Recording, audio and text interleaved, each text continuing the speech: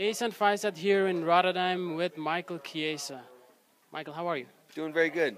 Enjoying the festivities here in Rotterdam. Beautiful country, great city. Loving it. What brings you here? Because you're not fighting on the card on Sunday. I just came out to do guest fighter for the week. Usually when I'm getting close to my fight or right after a fight, I always call my buddy Chris that works with the marketing department in the UFC and say, hey, I'm ready to work. Where are we going? So this time it was Rotterdam, and I'm happy to be here. So you're happy to do this kind of stuff, media attendance, interviews and whatnot?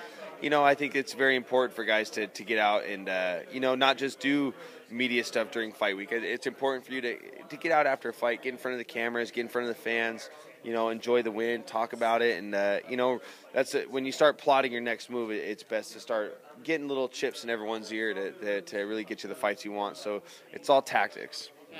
So you enjoyed. What do you make of the Conor McGregor situation with the UFC and him not wanting to do the media in Las Vegas?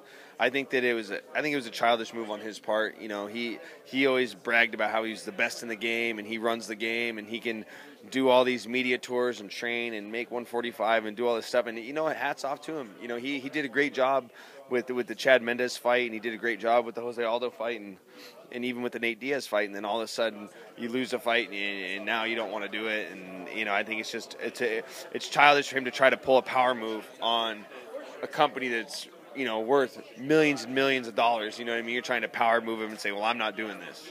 That's just childish on his part. I think that, I think he tried to pull a power move on him and it didn't work. So I think he should have just stuck to the game plan, fulfilled his obligations, and went through with the fight.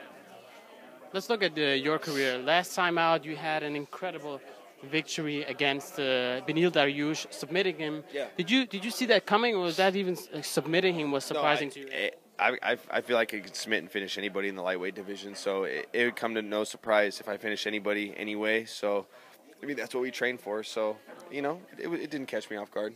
Who do you want next? I'd like the Ferguson fight. That's kind of the rumor. I haven't had any offers. I haven't gotten any calls from Joe Silva, but, that's what I said I wanted, so we'll see what happens. I'll take anybody. Okay, Michael, thanks for the time. Good luck getting the fight against Tony. All the best. Thank you.